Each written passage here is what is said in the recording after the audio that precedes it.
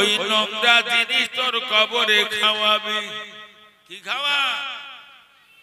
মরিগে ঠিক করলে হবে। আমার গোকেনে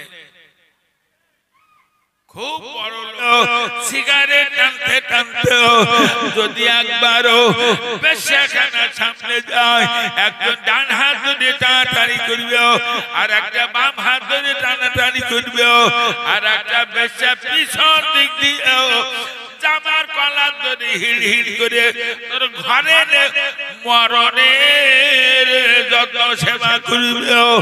বড় জামা টুপি দাড়ি নিয়ে সব জায়গায় জামা যায়, শুধু মদের দোকানের সামনে দাঁড়ানো যায় না। এই পোশাকটা পরেও মদের দোকানের সামনে যদি আমি দাঁড়িয়ে যাই, দোকানদার বলবে চাচা যে জিনিস নেওয়ার জন্য কান দাঁড়িয়েছেন পাবেন না, ও চাচা চলে যান। কিন্তু আমি দাঁড়িয়ে যেতে শুধু ঝাঁট করে বিড়ি টানতে টানতে একবার যদি মদের দোকানের সামনে যাই, আমার যত্ন করে চেয়ারে বসাবে, এক বোতলের জায়গায় 4 বোতল মদ খাওয়াবে, মদের সঙ্গে 500 আঙুর খাওয়াবে। আমি মোটর বাইক নিয়ে কিছুদিন যাব, মোটর বাইক হাতের থেকে পড়ে যাবে, 2-5 ঘন্টা অজ্ঞান হয়ে পড়ে থাকবো।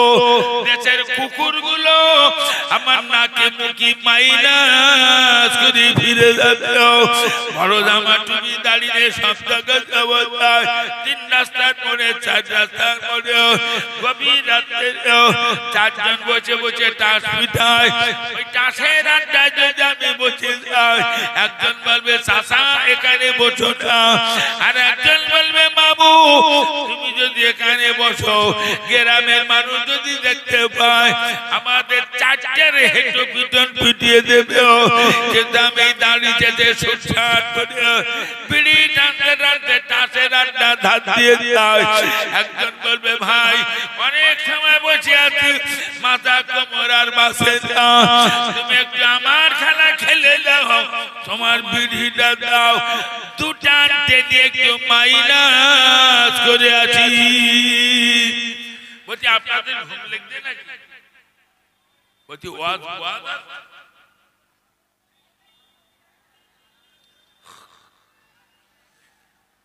তামাম পৃথিবী জুড়ে মুসলমানরা মার খাচ্ছে, তামাম পৃথিবী জুড়ে মুসলমানরা মার খাচ্ছে, তামাম ছেলেরা মেয়েরা আর হলিও না। আমেরিকায় কি গজব শুরু হয়েছে, 100 তলা 150 তলা বিল্ডিং গুলো আপনা আপনি চলছে।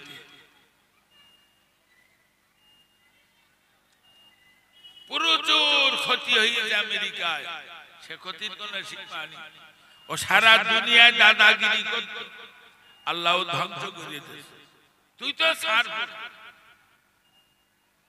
আমেরিকার বিনা হুকুমে কেউ বলো একটা অ্যাটম বম কেনার ক্ষমতা নেই। আমেরিকার বিনা হুকুমে কোন দেশে ক্ষেপণাস্ত্র কেনার ক্ষমতা নেই, ওই শয়তানের অনুমোদন লাগে। ওখানকার বৈজ্ঞানিকরা আবার বলছে সাগরের তলায় একটা আগুনের ঝলক উঠছে, খুব শিগগিরই সেটাও আমেরিকায় বের হবে। পাকামো তুমি ইসরায়েলের ধূলিসাৎ করে দিয়েছো আফগানিস্তানকে, যেখানে কত ভবিষ্যৎ আছে, সেখানে তুমি বোমার উপরে বোমা মারছো, সব আমেরিকার দেওয়া বোমা। আল্লাহ আমেরিকার আর ইসরায়েলি ধ্বংস করে দাও, জোরে বলেন আল্লাহুম্মা আমিন।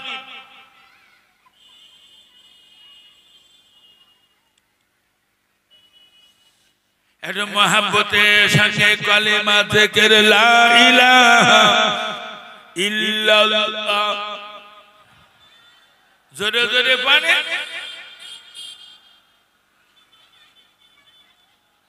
লা ইলাহা ইল্লাল্লাহু মুহাম্মাদুর রাসূলুল্লাহ।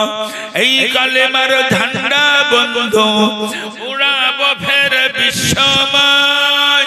এই কালেমার মুজাহিদের জয় অভিমানকে ঠেকায়, পড়ো কেটে পূর্ণিমা দেও, চলছে চলছি হাদ, জীবন দিব জীবন নিব ভরসা মোদের এক আল্লাহ।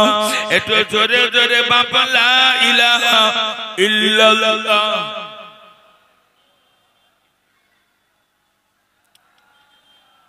লা ইলাহা ইল্লাল্লাহ মুহাম্মাদুর রাসূলুল্লাহ। আল্লাহুম্মা সাল্লি আলা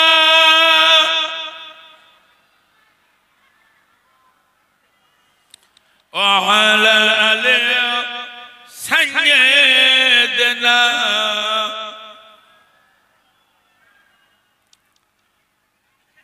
সোনার মানিকরে আল্লাহর ভয়, মানুষের ভয় করে লাভ নেই। কোরআনে আল্লাহ কথা দিয়েছেন, ওয়াকান হাক্কান আলাইনা নাসরুল মুমিনিন।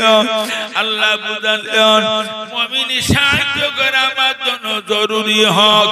তামাম পৃথিবীর মুসলমানরা লাঞ্ছিত, অপমানিত, অবহেলিত খ্যাত ভারতবর্ষের মাটিতে বহু মসজিদ মাদ্রাসা ভাঙা হয়েছে, আগামীতে আরো বহু মসজিদ মাদ্রাসা ভাঙবে। ও ছেলে মেয়েরা, যদি ভারতবর্ষের 50 কোটি মুসলমান বাস করে, 50 কোটি মুসলমান যদি দাড়ি রাখত, 50 কোটি মুসলমান যদি মাথা টুপি দিত, 50 কোটি মুসলমান যদি নামাজি হয়ে যেত, 50 কোটি মুসলমান সব যদি আল্লাহ ভীরু হয়ে যেত, তারা বলে ভারতে মুসলমানদের থাকা হবে না।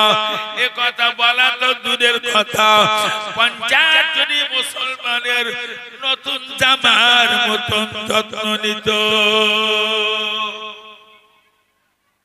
দোষ লোকে দিলে হবে, আগে নিজে সামনে। বহু মসজিদ ভেঙেছে, আগামীতে বহু মসজিদ ভাঙবে সিদ্ধান্ত চলছে। তবে ভাঙরটা তো পাকিস্তান মতো, এরা মনে করতে এখানে কিনতে হবে। আমেরিকার মতন দাদারে পুড়িয়ে জ্বালিয়ে দেশ বলো, আল্লাহর পক্ষ থেকে গজব নাযিল হবে। দিল্লিতে আবার বিজেপি জিতে গেছে বলো, দিল্লিতে আবার কি খেলা খেলে দেখো। তাজমহলটাকে ভাঙবে, দিল্লির জামে মসজিদ ভাঙবে, কত আলোচনা চলছে। আল্লাহ নবী বলেছেন যে জামানার মুসলমানেরা সীমা লঙ্ঘন পাপ করিবে, যে জামানার মুসলমানেরা সীমা লঙ্ঘন অন্যায় করিবে, ওই জামানে আমার আল্লাহ পাক মাশরিকদের লেলিয়ে যে মুসলমানদের ক্ষতি করবে। ও ছেলেরা মেয়েরা, আমরা আল্লাহর ভয় করি না, না না শুধু পাপের কাজে সবাই আমরা লিপ্ত। পাপের সঙ্গে সংগ্রাম, পাপের প্রতিযোগিতা চলছে, বলছে কেডা কতটা পাপ করেছে।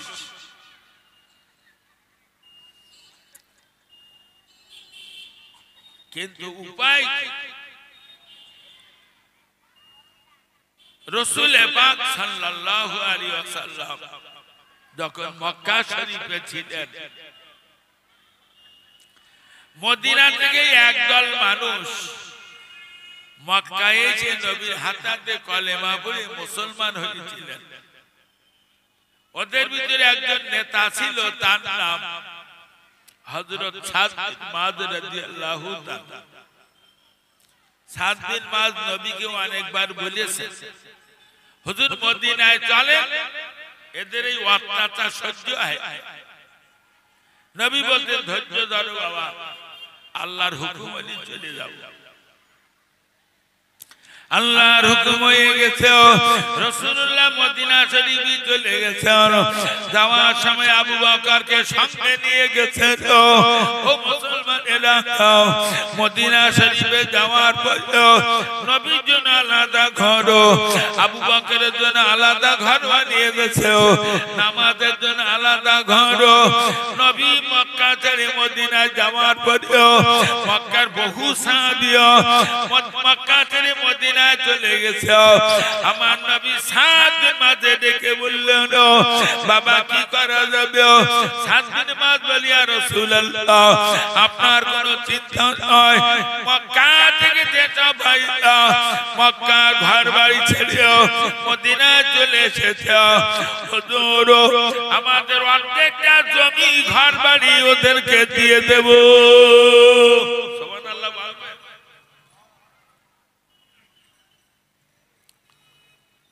এই ভাঙড়ের রাস্তার ধারে কেউ 1 বিঘা জমি দেবা আমি তাহলে উঠিয়ে আসি ওদিকে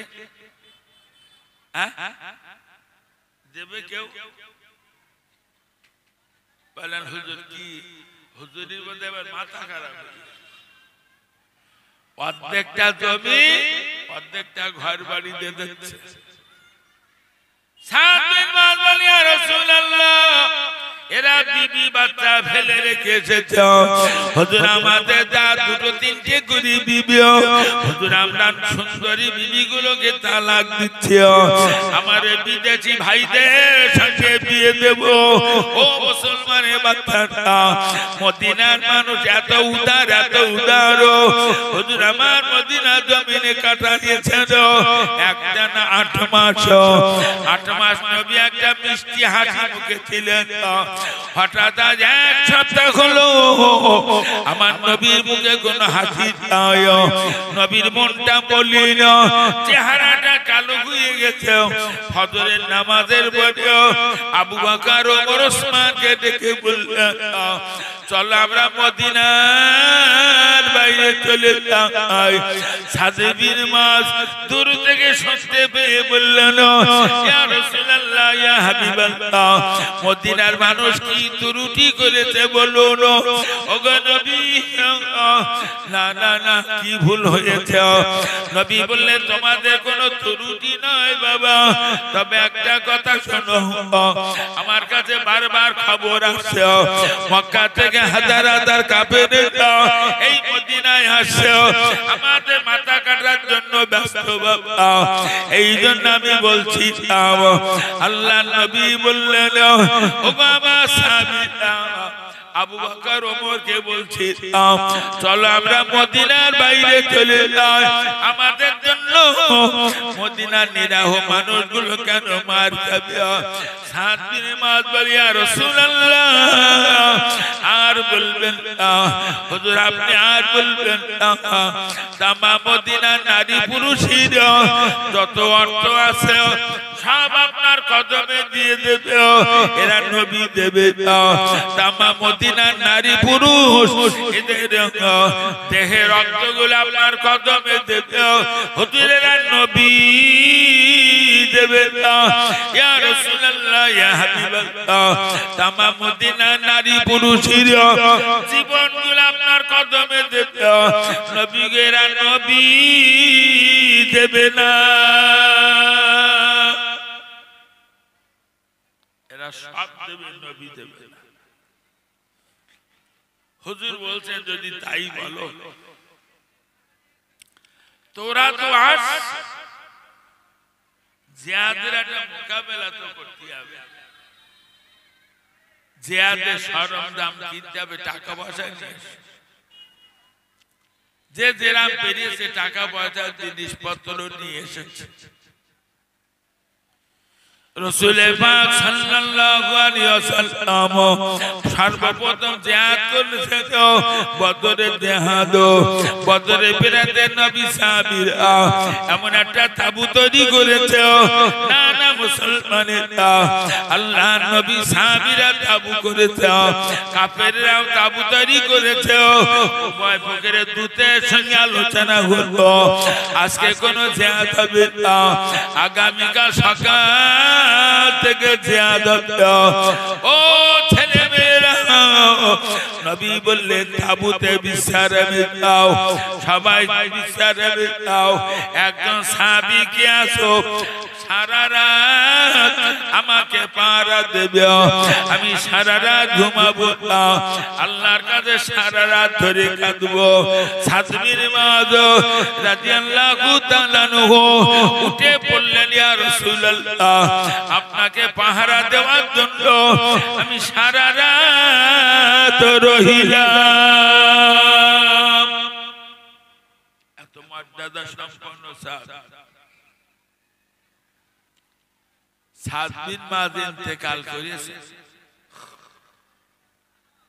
রাসূলুল্লাহ তার জানাজা পড়তে যাই মিসমিস করে হাসছে সাহাবীরা বলছেন আপনি হাসছেন বলে বাবা আমার জীবনে এমন জানাজা পড়ি নাই সাদ বিন মুআযের জানাজা হয় আমি দেখতে পাচ্ছি ৭০,০০০ ফেরেশতা শরীক হয়ে গেছে ও মুসলমানেরা সাদ বিন মুআযের জানাজা সাদ বিন মুআযের ইন্তেকাল আল্লাহর আরশটা ঠক ঠক করে কেঁপে উঠেছে আমি রাসূলুল্লাহ জানাজা করলাম তার কবরস্থ করার পর নবী কবরের ধারে দাঁড়িয়ে জোরে জোরে তাকবীর পড়ছেন আল্লাহু আকবার আল্লাহু আকবার সাহাবীরা বুঝতে না পেরে তাকবীর বললেন নবী সুবহানাল্লাহ সুবহানাল্লাহ বললেন সাহাবা হুজুরা সুবহানাল্লাহ সুবহানাল্লাহ বললেন সাহাবীরা বলে ইয়া রাসূলুল্লাহ কি ব্যাপার ওগো নবী আপনি কেন তাকবীর বললেন সুবহানাল্লাহ বললেন নবী বলে বাবা 7 দিন মাঝের কবরে দেওয়ার পরে তার কবরকে সংকীর্ণ করা হয় আমি রাসূলুল্লাহ জোরে জোরে তাকবীর পড়ায় বরকতে তার কবরটাকে আল্লাহ পাক কোষাদা করে দিয়েছেন তাই শেষে সুবহানাল্লাহ বলি আচ্ছা নবী কবরের ধারে দাঁড়িয়ে তাই কবরকে সংকীর্ণ করা হচ্ছে আর এরা নাকি বড়টা হুজুরদের জানাজা পড়িয়ে মোনাজাত করতে দিলি সাজ পাবে কেনা বলে তো নবীর চেয়ে বড় হুজুর রাসূলুল্লাহ নিজে চাচি আম্মা হযরত আমার ভাইজানের নাম তার ফাতেমা রাদিয়াল্লাহু তাআলা আনহা উনি ছিলেন আবু তালেবের বিবি আবু তালেব ইসলাম কবুল না করলেও আবু তালেব ইসলাম কবুল না করলেও আবু তালেবের বিবি ইসলাম কবুল করেছিল রাসূলুল্লাহ তার ইন্তেকালে পরে জানাজার নামাজ পড়েছেন তার কবর দেওয়ার পরে কবরকে সংকীর্ণ করা হয় আল্লাহর নবী নাই কবর না না না আমার জননীর ইন্তেকালে পরে আমার এই চাচি আম্মা আমাকে মায়ের মতন সেবা যত্ন করেছে এমন ব্যবহারটা করলে হবে ও ছেলেরা মেয়েরা কবরের ভয় কত কিয়ামতের ভয় কত খুব একটা মানুষ কবর থেকে ছাড় পাবে নবীর প্রধান বিবি খাদিজা রাদিয়াল্লাহু তাআলা আনহা কোটি কোটি কোটি কোটি টাকা সব নবীর কদমে বিলীন করে দিয়েছে রাসূলুল্লাহ বেঁচে থাকতে খাদিজা ইন্তেকাল করেছেন খাদিজার কবর দেওয়ার পরে আমার নবী বললেন খাদিজার কবরকে সংকীর্ণ করা হয়েছে ও মুসলমানের বাচ্চা আল্লাহর নবী বলে কবর খাদিজা 25 বছর ধরে আমার খেদমত করেছে ও কবর তুমি শান্ত হয়ে যাও আমার নবী দেখতে পেয়েছেন বলে বলেছেন আমরা কবরের ধারে যেয়ে বুঝতে পারি না ও আমার সোনার মানিকরা মনে রাখবেন এক হুজুর আজ করেছেন লা ইলাহা ইল্লাল্লাহু মুহাম্মাদুর রাসূলুল্লাহ যে বলে মরে যাবে ও জান্নাত, এটা হাদিস বল। এই যুবক একটা হাদিস মানবা। তোর যে নবী বলেছে কলেমা বলে বললে জান্নাতীয়, সেই নবী আবার হাদিসে বলেছে এক ওয়াক্ত নামাজ বাদ গেলেও 2,88,00,000 বছর জাহান্নাম। তোর যে নবী বলেছেন কলেমা পড়ে বললে জান্নাতীয়, সেই নবী আবার হাদিসে বলেছেন একটা রোজা বাদ গেলেও 2,88,00,000 বছর জাহান্নাম। তোর যে নবী বলেছেন কলেমা পড়ে বললে জান্নাতীয়, সেই নবী আবার হাদিসে বলেছেন একবার মদ খেলে 10,000 বছর জাহান্নাম। তোর যে নবী বলেছেন কলেমা পড়ে বললে জান্নাতীয়, সেই নবী হাদিসে বলেছেন একবার ব্যভিচার করলে 10,000 বছর জাহান্নাম। তোর যে নবী বলেছেন কলেমা পড়ে বললে জান্নাতীয়, সেই নবী হাদিসে বলেছেন একটা মিথ্যা কথা বলার জন্য 10,000 বছর জাহান্নাম। এটা হাদিস মানবা।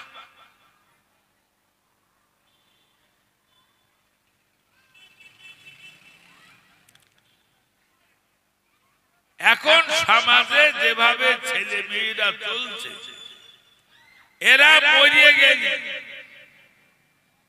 মক্কা থেকে যদি পীর এনে জানাজা পড়ানি হয় কবর ঠান্ডা হবে না? সাবধান হয়ে যা বাবা।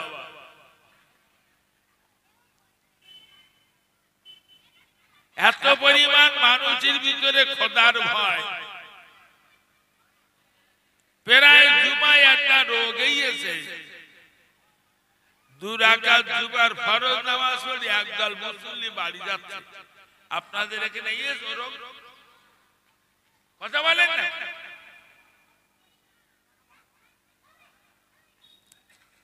আমার এক মসজিদ কমিটি থেকে ফোন করেছে, হুজুর আমাদের মসজিদে একটা জুমা পড়বেন? কেন বলে একটা কাজ আছে। তা বলেছি অমুক জুমায় যাব।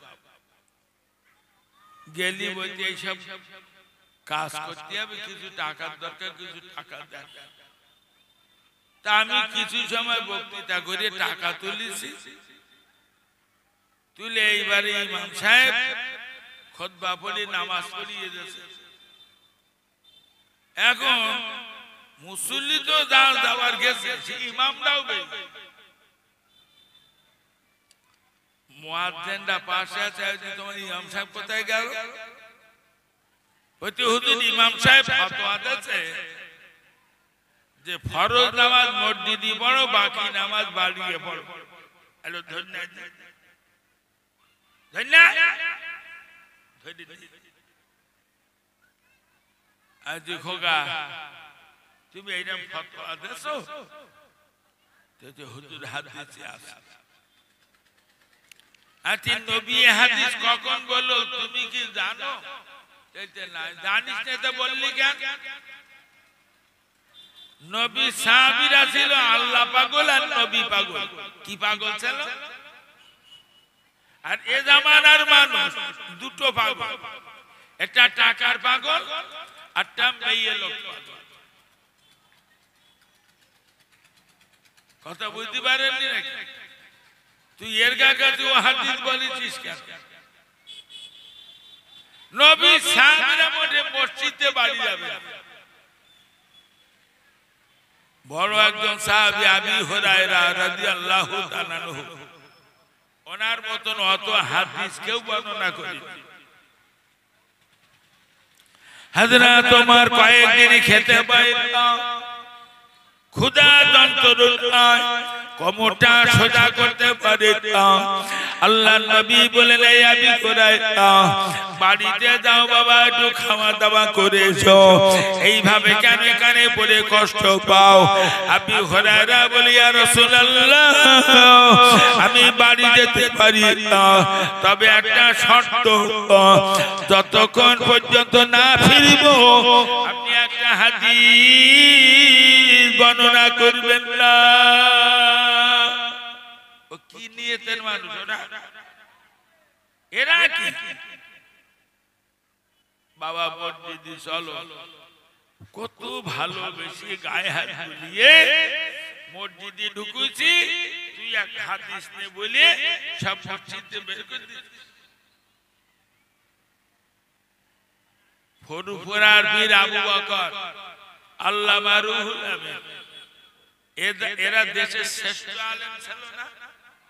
এসব লোক কথাই বলে না, ঘোড়া আল্লাহ কবরে দিয়েছে।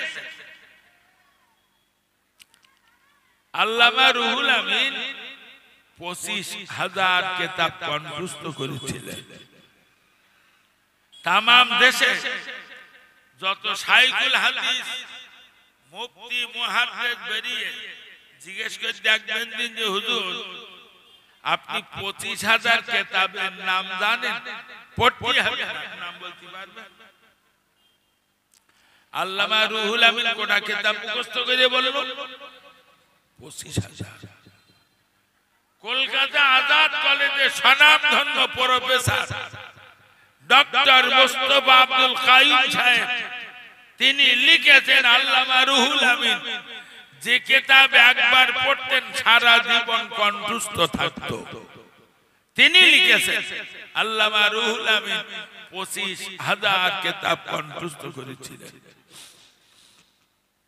ফুরফুরার পীর আবু বকর, দাদা পীর কেবলাটা ছোট আলেম ছিল না? কথা বলে না। দাদা পীর কত বড় আলেম আমি বুঝতে পারবো না, কারণ তার বিশাল এক জীবন ইতিহাস লিখেছে আল্লামা রুহুল আমিন। তাতে লিখেছে ফুরফুরার পীর আবু বকর কলকাতা থেকে সমস্ত হাদিস, তাফসীর, ফিকহ, উসুলের কিতাব পড়া শেষ করে উনি বিয়ে করেন।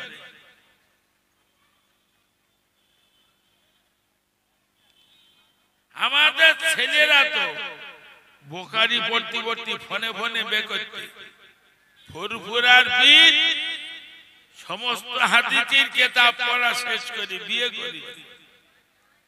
উত্তরসূরি যোগাযোগ ছিল, মদিনা শরীফে চলে গেছে। মদিনার মসজিদ নববী শরীফে রাসূলুল্লাহর মাজার, নবীর মাজারের পাশে বসে ফুরফুরার পীর আবু বকর 16 বছর ধরে হাদিস, তাফসীর, ফিকহ, উসুল রিসার্চ করেছেন, তাহকিক করেছেন। এত বড় আলেম তিনি হয়েছিলেন। সেই জামানে সৌদির গভর্নমেন্ট সৌদির উলামাদের নিয়ে আলোচনা করে দাদা পীর কেবলাকে 40টা হাদিসের সনদ সহ বাংলা রত্নকে বাংলা জমিনে ফিরিয়ে দিয়েছেন। তারপরে ফুরফুরার পীর বিয়ে করেছে।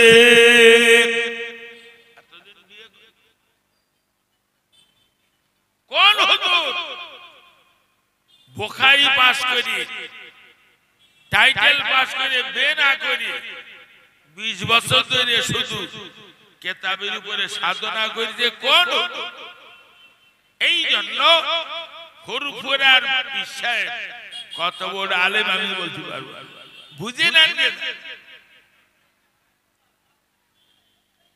ফুরফুরার পীর আবু বকর জামানার মুজাদ্দিদ আল্লামা রুহুল আমিন তার জীবন ইতিহাসে লিখেছেন, আমি যখন কোন কিতাব লিখতাম ওই কিতাবটা লিখে আমি আমার পীরের হাতে দিয়ে দিতাম। তিনি জামানার বড় ওলি, তিনি জামানার মুজাদ্দিদ, তিনি জামানার বড় আলেম। আমার কিতাবগুলো পড়ে শুনে বুঝে আমাকে ছাপাতি বললে ছাপাইয়ে দিতাম।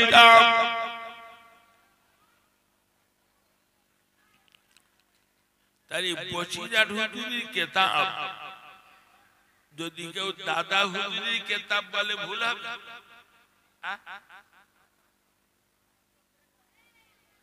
বলছি বসিরহাট হুজুরের লেখা কিতাব কেউ যদি বলে ও দাদা পীরের কিতাব, ভুল হবে? দাদা পীর কেবলা আল্লামা রুহুল আমিন দাদা কিতাবের ভিতরে লিখেছেন জুমার দিন জুমার ঘরে 22 রাকাত নামাজ পড়ো। 22 রাকাত নামাজের নিয়ত লিখে দিয়েছে। तमाम भारत बर्षের মাটিতে মাওলানা আশরাফ আলী থানভী উলামা দেওবন্দিদের ভিতরে বড় আলেম ছিলেন। ও ছেলে মেয়ের মাওলানা আশরাফ আলী থানভীর লেখা কিতাব আমার ঘরে আছে। ওই কিতাবে লিখেছেন জুমার দিন জুমার ঘরে ঢুকে 2 রাকাত তাহিয়াতুল ওযুর সুন্নাত নামাজ পড়ো। মাওলানা আশরাফ আলী থানভী লিখেছেন 2 রাকাত দুখুলুল মসজিদে সুন্নাত নামাজ পড়ো। মাওলানা আশরাফ আলী থানভী লিখেছেন 4 রাকাত ক্বাবলাল জুমা সুন্নাত নামাজ আদায় করো। ইমামের পিছনে 2 রাকাত জুমার ফরজ নামাজ আদায় করো। আশরাফ আলী থানভী লিখেছেন না না না, থানভী সাহেব লিখেছেন 4 রাকাত বাতিল জুমা সুন্নাত নামাজ পড়ো। 4 রাকাত আখিরি যোহরের নামাজ পড়ো। 2 রাকাত জুমা সুন্নাত পড়ো। 2 রাকাত নফল নামাজ পড়ো।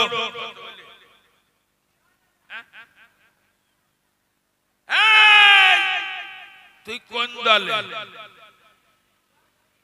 তুমি কি থানভী চেয়ে বসিব? তো আশরাফ আলী থানভী 1000 কিতাব লিখেছেন, বহুত বড়। সারা ভারতে দেওবন্দির ভিতরে যত আলেম আছে থানভী বড় আলেম। তিনি লিখেছেন জুমার দিন জুমার ঘরে 22 রাকাত নামাজ পড়ো। ফুরফুরার পীর আবু বকর, আল্লামা রুহুল আমিন এরা কিতাবে লিখেছে জুমার দিন 22 রাকাত নামাজ পড়ো। তুই 2 রাকাত নামাজ পড়ে বাড়ি যাচ্ছি, বাকি নামাজ তোর কোন 14 পুরুষ পড়িয়ে দেব?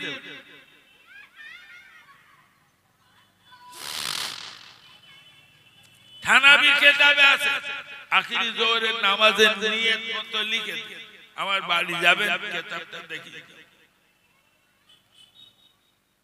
মোহাব্বতে সঙ্গে দরুদ শরীফ আল্লাহুম্মা সাল্লি আলা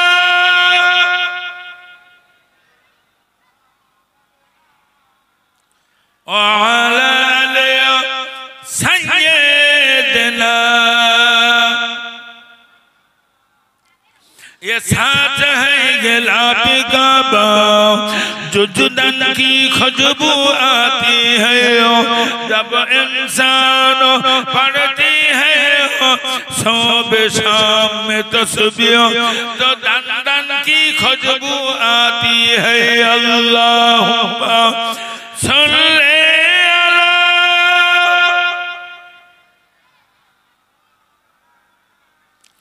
व अला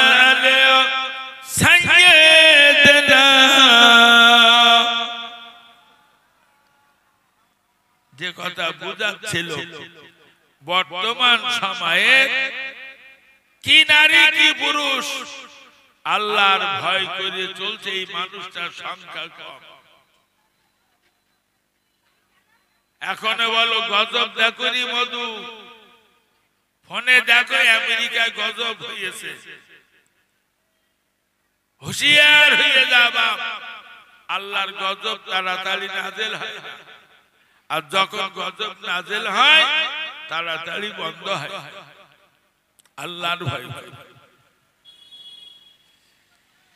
আল্লাহ বলেছেন যারা আমার রাস্তায় জীবনগুলো শেষ করেছে তোমরা ওদের মারা বলো না, বরং ওরা জীবিত, ওরা কবরে বসে আমার জান্নাতের খানা খায়। ও ছেলে মেয়েরা, ভারতবর্ষের একজন বড় আলেম মাওলানা আব্দুল্লাহ লাখনবী রাহমাতুল্লাহ আলাইহি লাখনৌর মাটিতে একটা মাদ্রাসা তৈরি করেছেন। যে মাদ্রাসায় 8000 বাচ্চা পড়ে। লাখনৌ আব্দুল্লাহ লাখনবী যে বিশাল মাদ্রাসা বানিয়েছেন কয়েকশো বিঘে জমির উপরে, ওই মাদ্রাসা আব্দুল্লাহ লাখনবীর মাদ্রাসায় 8000 বাচ্চা পড়ে। 8000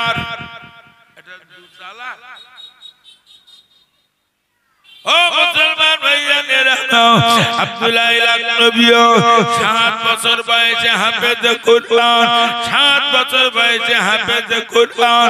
একটা ছেলে মাওলানা পড়তে গেল, একটা না 10 বছর পড়তে হয়। উনি 10 বছর ধরে মাওলানা পড়েছেন। সমস্ত হাদিস তাফসীর ফিকহ উসুলের কিতাব পড়া শেষ করেছেন। হুজুরি বয়স আজ 17 বছর। না না না, পৃথিবীর মাটিতে ও মুসলমানেরা, পৃথিবীর মাটিতে অনেকগুলো তরিকা আছে। ফুরফুরা শরীফের হযরত মাওলানা সৈয়দ নিয়ামত হুজুর রাহমাতুল্লাহ আলাইহি উনি একটা তাসাউফের কিতাব লিখেছেন। তাতে উনি বুঝিয়েছেন, বিরাট একটা পণ্ডিতের পরিচয় দিয়েছেন। তামা পৃথিবী জমিনে 314টা তরিকা চলল। 314টা তরিকার নাম, 314টা তরিকা কোন কোন জায়গায় চলে সব পরিচয় দিয়েছেন। বহুত বড় আলেম উনি ফুরফুরা টাইটেল মাদ্রাসায় 42 বছর ধরে বুখারী শরীফ পড়িয়েছেন। উনি লিখেছেন, পৃথিবীর মাটিতে 4টে তরিকা শ্রেষ্ঠতম তরিকা, কাদেরিয়া, চিশতিয়া, নকশবন্দিয়া, মুজাদ্দিদিয়া। হযরত মাওলানা আব্দুল্লাহ লাকনবী রাহমাতুল্লাহ আলাইহি না না না 4 বছরে 4টে তরিকা শেষ করেছেন। হুজুরি বয়স 21 বছর। 21 বছর বয়সে উনি কলম ধরেছেন। 21 বছর বয়সে কিতাব লেখা শুরু করেছেন। 12 বছরের ভিতরে কয়েকশো কিতাব লিখেছেন। বিশাল মাদ্রাসা তৈরি করে আল্লাহর ওলি 33 বছর বয়সে ইন্তেকাল করেছে।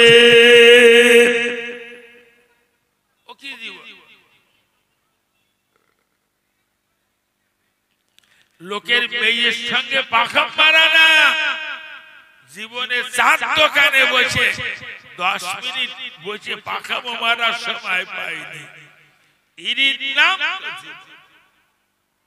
এরা তো কবরে গে জান্নাতের খানা পাও না। এখান থেকে 40 বছর আগে ফুরফুরা শরীফের মির্জা হুজুর পীর কেবলা বসিরহাট হুজুরের মাজারে এসেছেন। 15ই ফাল্গুন ছেলে সব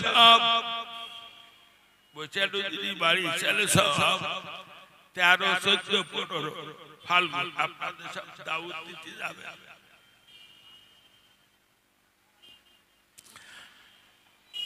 আমি যখন মেজি হুজুরের মুরিদ ছিলাম, মেজি হুজুর এসেছেন। মেজি হুজুর একটা আদর্শ ছিল, উনি না বেশি ওয়াজ করতেন, নেশা বা গভীর রাতে ওয়াজ করতে চাইতেন না। এশার নামাজের পরে আল্লামা হুজুরের মাথা দিয়ারাত করে উনি ওয়াজে উঠে বললেন, বাবারা ওখান থেকে 40 বছর আগে হুজুর বলছেন, এখান থেকে 40 বছর আগে আমি বড় মাওলানা হুজুরের জানাজার ইমামতি করেছিলাম। বাবা বড় মাওলানা হুজুরের জানাজার ইমামতি করেছিলাম।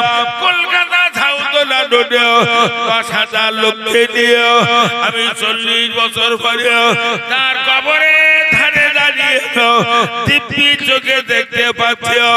আজকে 40 বছরের ভিতরে বড় মাওলানা হুজুরের কাফনের কাপড়ের রং পরিবর্তন হয় না।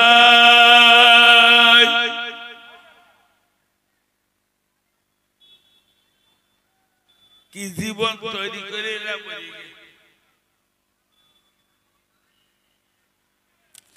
দাদা পীর কেবলা জীবনীতে আল্লামা রুহুল আমিন লিখেছেন, তারা সেই জামানায় এখান থেকে 150 বছর আগে এই দেশের মাটিতে 1100 মসজিদ আর 800 মাদ্রাসা তৈরি করে কবরে গেছেন। ফুরফুরার পীর বসিরহাট হুজুর 1100 মসজিদ করে তবে 1100 পড়ছি সব এক জায়গায় করল না ভাই, এক গ্রামই করল। হয় কত হাজার গ্রাম ঘুরি ঘুরি এই মসজিদ গুলো করেছে। উদ্দেশ্য ছিল কি? দেশের প্রত্যেকটা মানুষ নামাজি হোক, গ্রামে প্রতিটি মানুষ নামাজি হোক। কি শোনাচ্ছেন নিয়ত? 8টা মাদ্রাসা তৈরি করেছে। কি নিয়ত ছিল? যে ঘরে ঘরে আলেম হাফেজ তৈরি হোক, দেশে শিরক বিদআত দূর হবে। দাদা হুজুর বসিয়ার হুজুরি দ্বারা দেশে যত শিরক বিদআত দূর হয়ে কারণ দ্বারা এতটা হয়নি। তাই তারা চেষ্টা করেছিল সমাজে অনেক করে মাদ্রাসা তৈরি করে যায়, তাহলে আলেম হাফেজ হলে সমাজে আর শিরক বিদআত হবে না। হাদিসে আছে মান তাসাব্বাহা বিকাউমিন ফাহুয়া মিনহুম।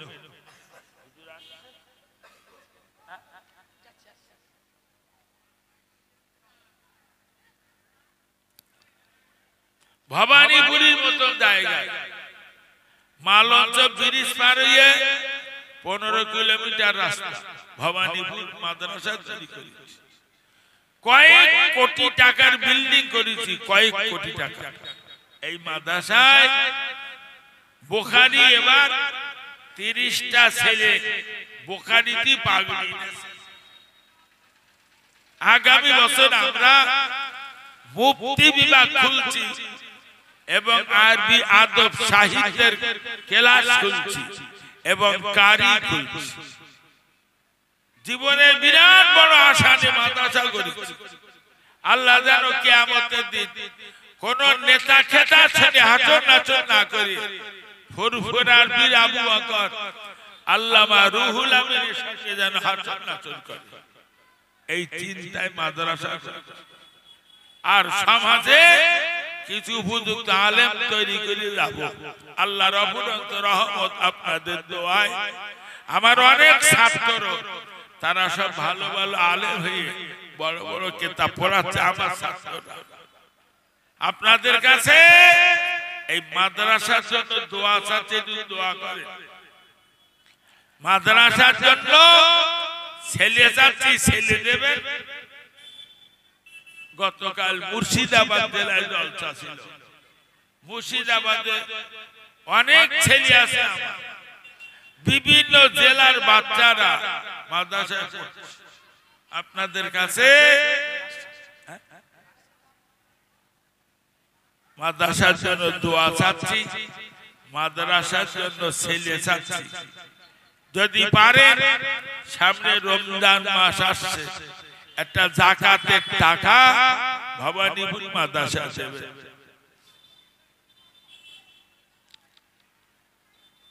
এই ফারুক এখানে কিছু ক্যালেন্ডার দাও।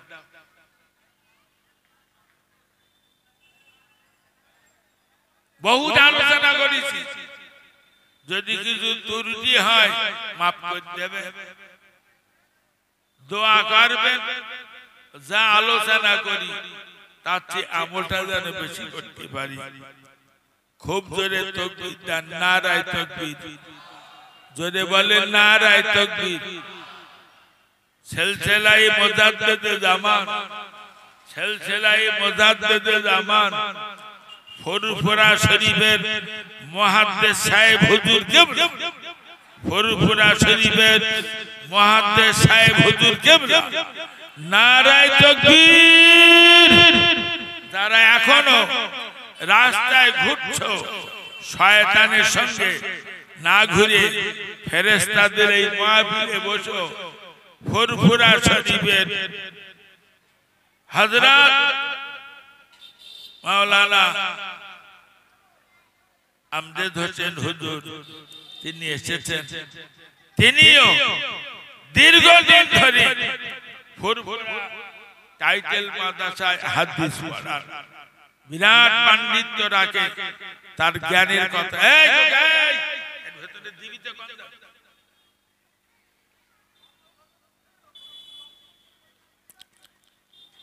দোয়া করবেন পারলে মাদ্রাসায় দুটো ছেলে দেবেন,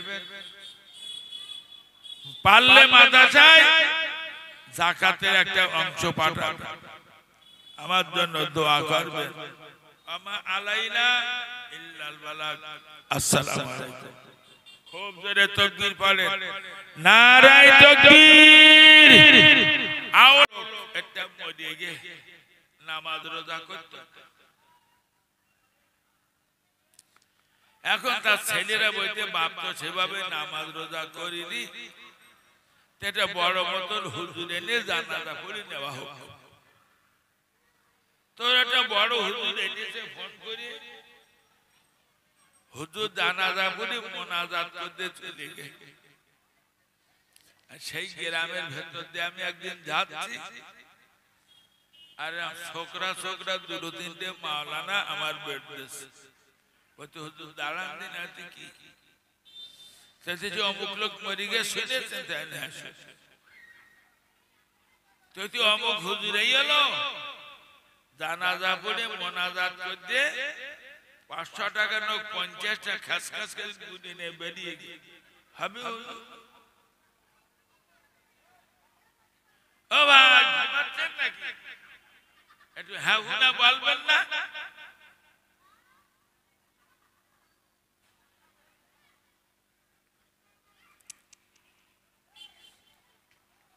আমি যে বললাম খোকা জানাজা মানে কি? আপনারা জানেন জানাজা মানে কি?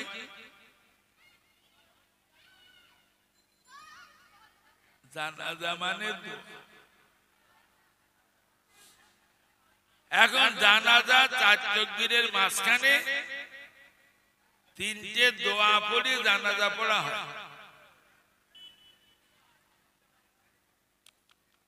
এখন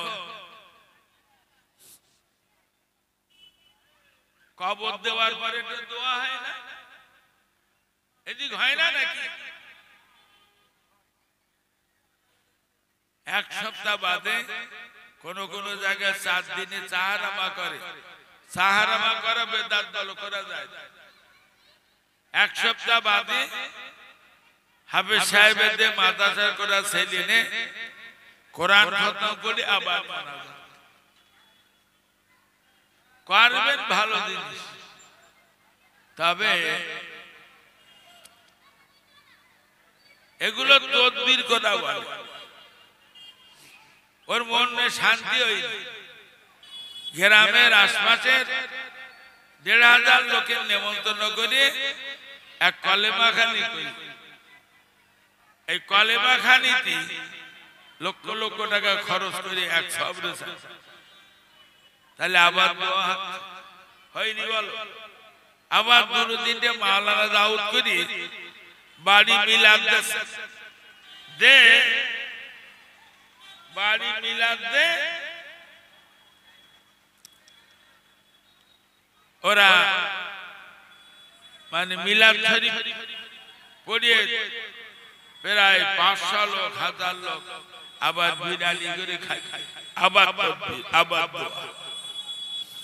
এই যে বারবার দোয়া হচ্ছে, এতে করে বোঝা যায় এই তদবির করা হচ্ছে যাতে ওই লোকটা কবরে ভালো থাকে। এটা ভালো জিনিস করবেন। কিন্তু আপনারা জানেন তদবির আল্লাহর কালাম না ভাই, কিছু বলেন না। যে গাছে ফল হয় না তদবির লিখে ওই গাছে বেঁধে দিলে ফল হবে। যে গরু দুধ নষ্ট করতেছে বান মেরে, ওরে তদবির করে দিলে দুধ ভালো হবে। যে মহিলা শুধু মেয়ে বাচ্চা হয়, স্বামী দেখতে পান না, ও তদবির আছে বলো, তদবির করে দিলে ছেলে সন্তান হবে। এখন তদবির আল্লাহর কালাম, গাছে বাঁধলে উপকার পাবে, মানজির গলায় দিলে উপকার পাবে, তদবির লিখে গরুর গলায় দিলে উপকার হবে। বড় করে একটা তদবির লিখে যদি একটা বার তদবির শরীরের গলায় ঝুলুনি হয় কিছু হবে?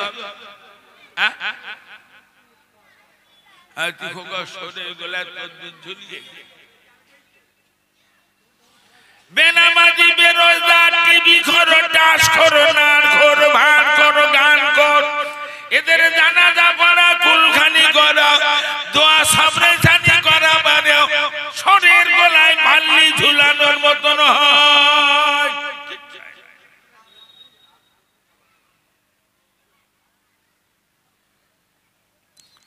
ওয়াজ আগে করত ও 29 টাকার মুরগির যা ওয়াজ এখন ওয়াজ করি এখন করি ও 29 টাকার মুরগির যা কি বলিস বলে আওয়াজ করি ওয়াজ আর করি এখন ওয়াজ করলি ছেলেরা গাড়ি আটকে দেয় কলকাতায় ডানলপেটা জলসা দাও একদম ডানলপ খুব চিন্তা ভাবনা করে গেছি বসিরহাট থেকে 16 কিলোমিটার দক্ষিণে আমার বাড়ি আর এই কলকাতায় আমার ওয়াজ চলবে তা জিজ্ঞেস করি তো হ্যাঁ হুজুর চলবে আপনার ওয়াজ ক্যাসেট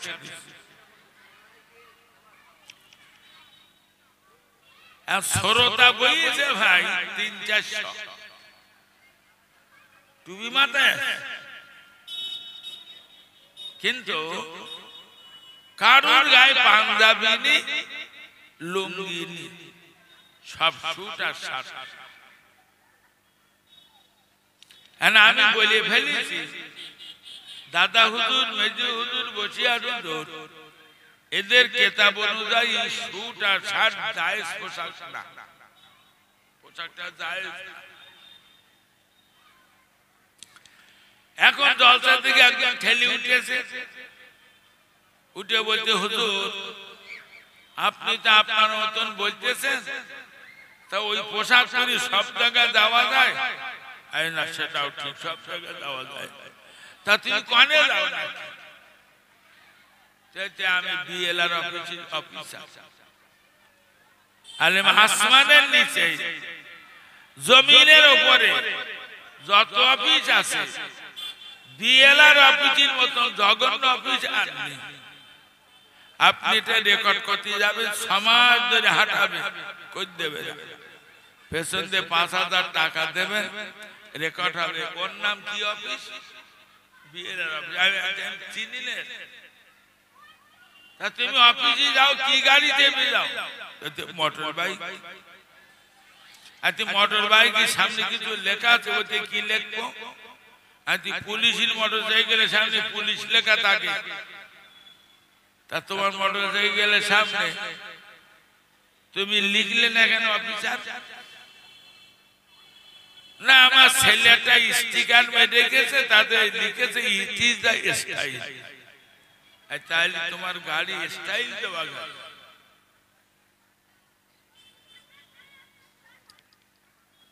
আমার এই গাড়িটার সামনে দেখো লেখা আছে government of West Bengal on duty বলছে আপনি এটা লিখলেন আজকে মাথায় ছোট ছোট চুল তাই আমি কোন অফিসে যাই জানিস সিপিএম এর পার্টি অফিসে যাই টিএমসি এর পার্টি অফিসে যাই কংগ্রেসের পার্টি অফিসে যাই থানায় যাই কোর্টে যাই শুধু অস্করি নেই অনেক কাজ আছে সারা পশ্চিম বাংলায় যত সরকারি কাজই আছে আমি রাজ্য কমিটির এক সদস্য উত্তর 24 পরগনায় যত সরকারি কাজে আছে আমি ইউনিয়নের সভাপতি আমি না অনেক অফিসে যাই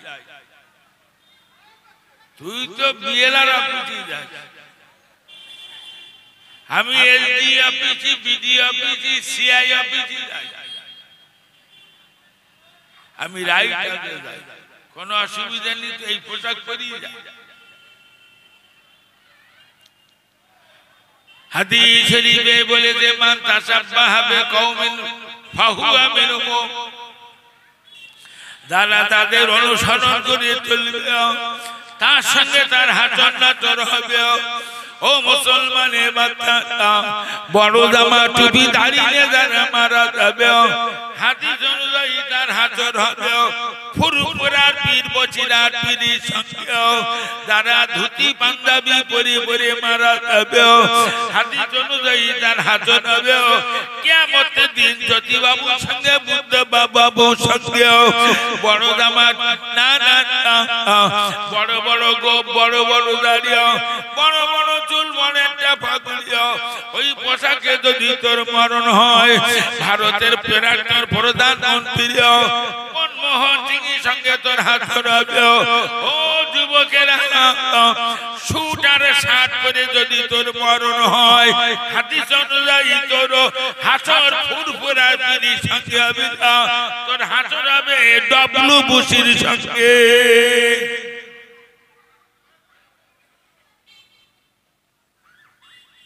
কোথায় যাবি বড় জামা টুপি দাঁড়িয়ে সব জায়গায় যাওয়ার নয় ছেলে মেয়েরা মনে রাখলো এই বড় জামা টুপি দাঁড়িয়ে শুধু বেশ্যাখানা যাওয়া যায় না আমি এই পোশাকটা পরি যদি বেশ্যাখানায় যাই বেশ্যারা বলবে চাচা রাস্তা ভুল হচ্ছে ওদিকে ঘুরে যাও কিন্তু আমি দাঁড়িয়ে যে সুটটা পড়লাম এই দিল শাদ মান মা বালাগাল উল্লা বেকামালিহি কাশাফাত দুজা বেজামানি হাসনাত জামিও খিসালিহি জনাব সভাপতি সম্মানীয় ওলামায়ে কেরাম হুফাজে কেরাম হুজ্জাতে কেরাম উপস্থিত ইমানদার ভাই বাবাজিরা স্নেহের কচিরা দোয়া করবেন আল্লাহ পাক যাতে শরীয়তের উপরে কায়েম রাখেন পবিত্র মজলিসে আল্লাহ পাক এটা সাবান চাঁদ না পবিত্র চাঁদে পবিত্র মজলিসে আল্লাহ পাক আমাদের বসার সুযোগ দিয়েছেন দরবারে ইলাহিতে শুকরিয়া আদায় করি তো মহব্বতের সাথে বলি আলহামদুলিল্লাহ তারি বাদে তারি হাবিব জগৎ শ্রেষ্ঠ নিয়ামত সাইয়্যিদানা নবী মুহাম্মদ রাসূলুল্লাহ মহব্বতের সাথে বলি সাল্লাল্লাহু আলাইহি ওয়াসাল্লাম হুজুরি ফুরুতি হাজার হাজার দরুদ সালাম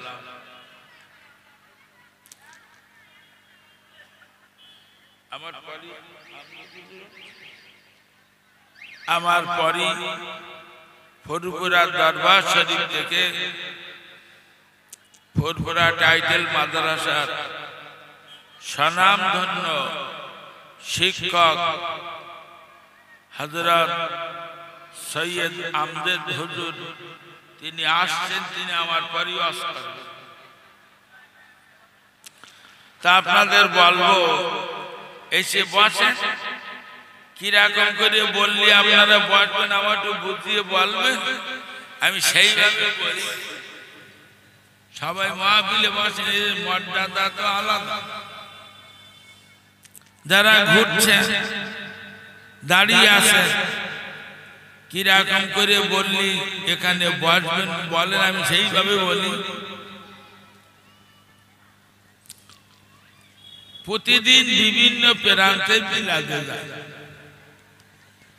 মিলাদে যেয়ে দেখি শুধু দোকান আর দোকান মানে যুবক আর যুবতীর ভিড় ঠেলাগুতো ভাই সাহেবের ছেলে আমার মেয়ে দুজন গেছে এটা পাপড় কিনে এক কামড় মৃত্যু এক কামড় মৃত্যু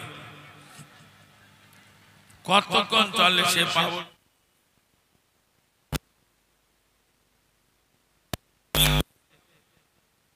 ছেলে আমার মেয়ের মুখে কামড় মৃত্যু পাপড় নিতে কি জমে গেছে ভালো ব্যভিচার করে বাড়ি যাচ্ছে এরকম বহু জায়গায় এসব জিনিস পাওয়া যায়।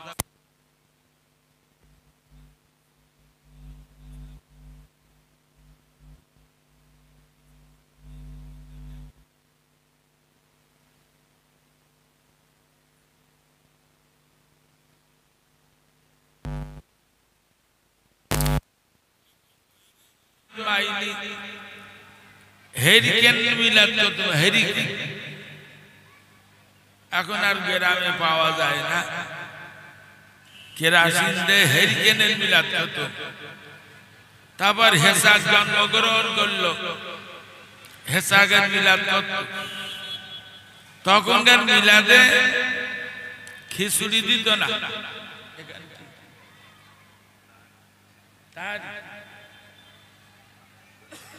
তখন মুড়ি আর বাতাসা দিত। তারা একটু বড় লোক, বাড়ির চাল আর বাড়ির খেজুর রস, খেজুর গাছের রস,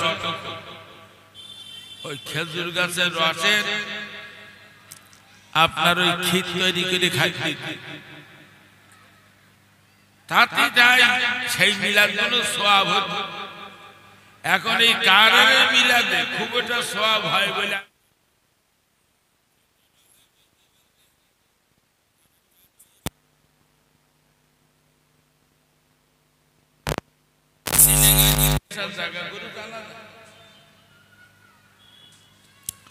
মেয়ে ছেলেতে বসার জায়গা আলাদা করেছে।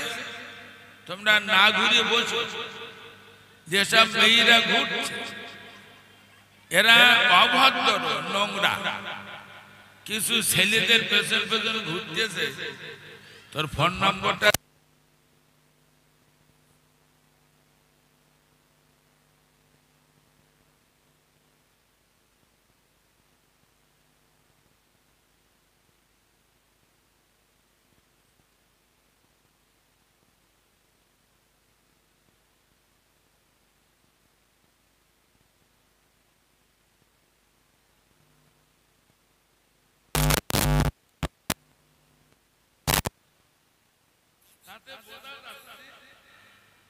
কি নারী কি পুরুষ, এই সমাজের বেশিরভাগ লোক আল্লাহর ভয় করে না।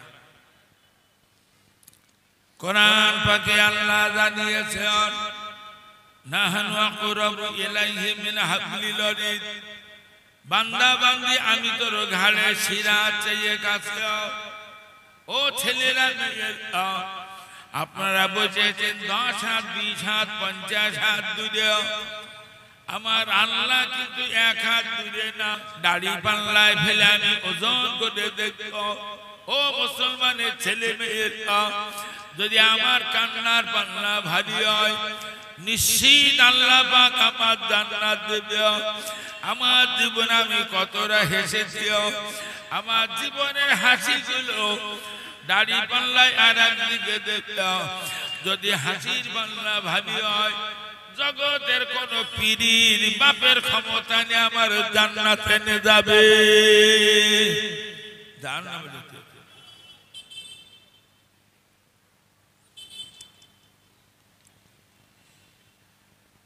বসে যান, আপনার লাভ। কোরআন পাকে আল্লাহ জানিয়েছেন, ওমা খালাকুল জিন্না ওয়াল ইনসা ইল্লা লিয়াবুদুন, জিন মানব দুটো জাতির আমি তৈরি করেছি আমার ইবাদত উপাসনার জন্য।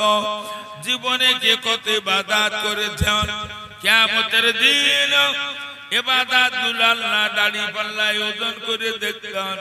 যদি ইবাদতের পাল্লা ভারী হয়, নিশ্চিত আল্লাহ পাক জান্নাত দেবেন। আল্লাহ কোরআনে বুঝিয়েছেন, ইন্নাল মুবাজ্জিরিনা কানু ইখওয়ানা শায়াতিন, নিশ্চয়ই যারা অনার্থক সময় নষ্ট করে, আল্লাহ বললেন এরা হলো শয়তানের ভাই। যারা বেকার সময় নষ্ট পারবে, আল্লাহ বুঝিয়েছেন এরা হলো শয়তানের ভাই। জীবনে কত ইবাদতে সময় গেছে, ইবাদত গুলো আল্লাহ দাড়ি পাল্লায় ওজন করে দেবে। ইবাদতের পাল্লা যদি ভারী হয় নিশ্চিত আল্লাহ পাক জান্নাত দেবে। না না না, যদি আমার বেকার সময় নষ্টর পাল্লা ভারী হয়, জগতের কোন আলেমের বাপের ক্ষমতা নেই আমার জান্নাতে এনে যাবে। বসেন, আপনার লাভ হবে। বহু জমি জায়গা কিনেছি, গাড়ি বাড়ি অনেক কিছু করি বল, কিন্তু আপনি জানেন আমি যেদিন মরে যাব সেদিন আর আমি হুজুর থাকবো না, লাশ হয়ে যাব। লাশ সবাই ব্যস্ত হবে কখন এই লাশ দাফন হবে, দাফন হলেই বেঁচে যাবে। তারপরে এক সপ্তাহ হতে দেবে না, ছেলেরা মেয়েরা জামাইরা শুধু টাকা ভাগ করবে, জমি ভাগ করবে, ঘর বাড়ি ভাগ করবে। জামাইরা খোঁজ দেবে গাড়িরা বিক্রি হয়ে, কেন বলেন? গাড়ি বিক্রির টাকা নেবে তাই। কিন্তু আমার জীবনে আমি যা নামাজ রোজা দান সাদকা জিকির আজগার করেছি, এর কোন ভাগ কেউ পাবে না। বসিরহাটের আল্লামা ফতে আমিনিয়া লিখেছেন, একবার কলেমা পড়লে 4000 নেকি আমলনামা লেখা হয়। ও ছেলেরা মেয়েরা, আমি একবার কলেমা পড়লাম, আমার আমলনামায় 4000 নেকি লেখা হতো। আমার বাপের আর মার কবরে ফেরেশতারা 4000 করে নেকি পৌঁছে দেবে। তাহলে এখানে বসতে ইচ্ছা হয়? কত ফেরেশতারা বসে, ফেরেশতাদের মজলিসে বসে মধু, আর একজন ফেরেশতারা ফটো তোলে। রাস্তায় যারা ঘুরতো তোমারও ফটো তুলতে বলো। ও ছেলে মেয়েরা, আল্লাহকে ভয় করুন, মনে রাখবেন বর্তমান জামানায় চারিদিকে পিরি পিরি অন্ধকার, বহুত পীর বেরিয়ে। পীর কথার সার অর্থ সম্পূর্ণ শরিয়াত দিয়ে ঢাকা, তার নাম পীর। অনেকটা কিতাব পড়লে পীর হওয়া যায় না, অনেকটা আমল করলে পীর হওয়া যায় না। পীর কথার অর্থ হলো সম্পূর্ণ শরিয়াত দিয়ে ঢাকা। জগৎ বিখ্যাত পীর হযরত পীর জুন্নুন মিশরে দাঁড়িয়ে পীর জুন্নুন মিশিয়া তিনি বেরিয়েছেন একটা পীরের খোঁজে। কোন একটা পীর পাবে তাই খুঁজতে বেরিয়ে,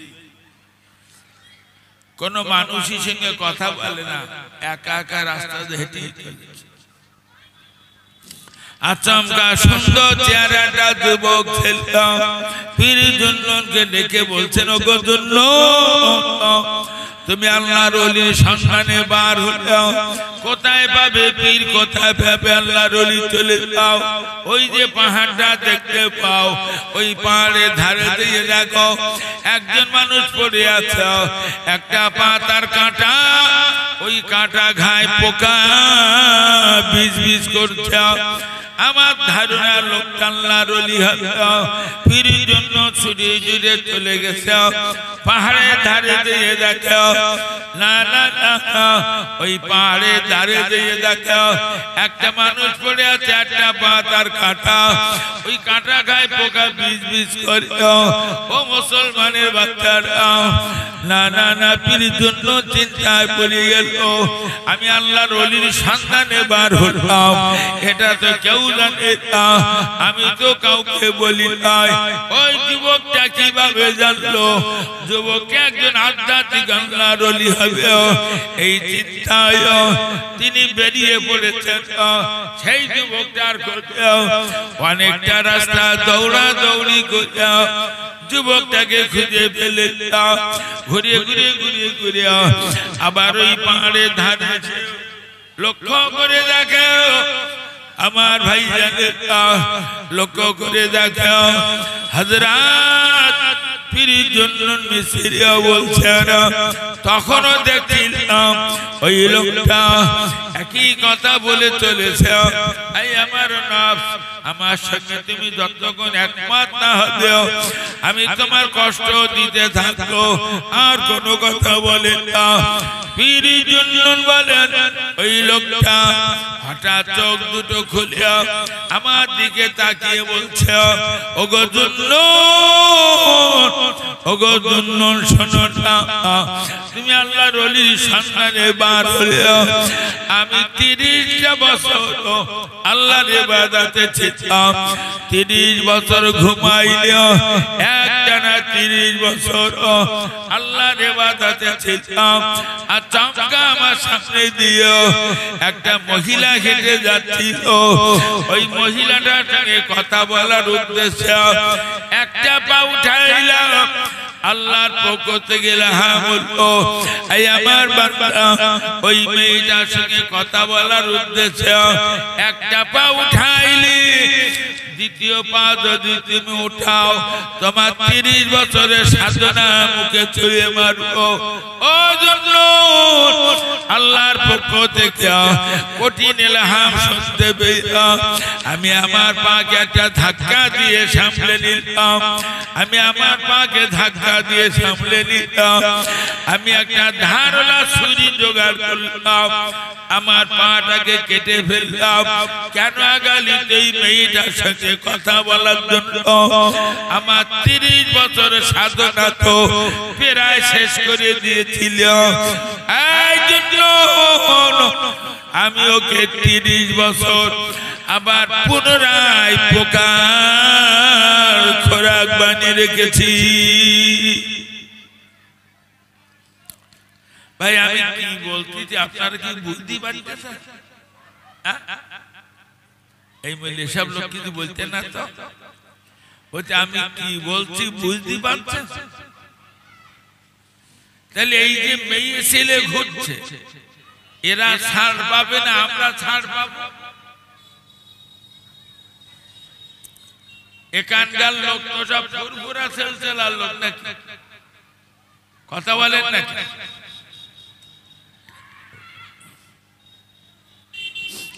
আমরা না কেউ ফুরফুরা সেলসেলার লোক আমরা ফুরফুরার দাদা পীর সেলসেলার লোক ফুরফুরার দাদা পীর উনি জামানার মুজাদ্দিদ জামানার বড় আলেম ফুরফুরা শরীফে শুয়ে আছে তাই ফুরফুরা সেলসেলা বলি আসলে আমরা ফুরফুরা সেলসেলার লোক না আমরা দাদা পীর সেলসেলার লোক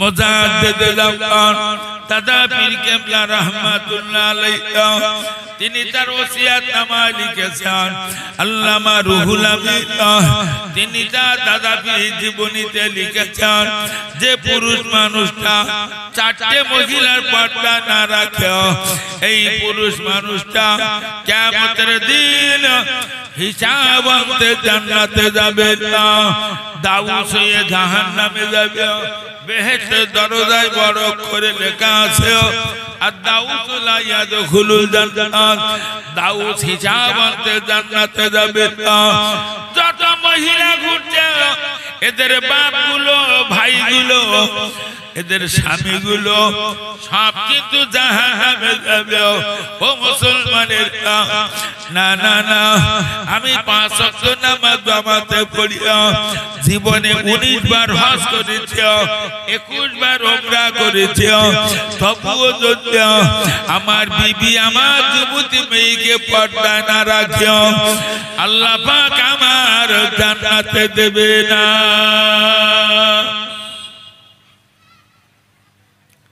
চারটে মহিলার দায়িত্ব একটা পুরুষ 1 নম্বর মা 2 নম্বর স্বামী এই 1 নম্বর মা 2 নম্বর বিবি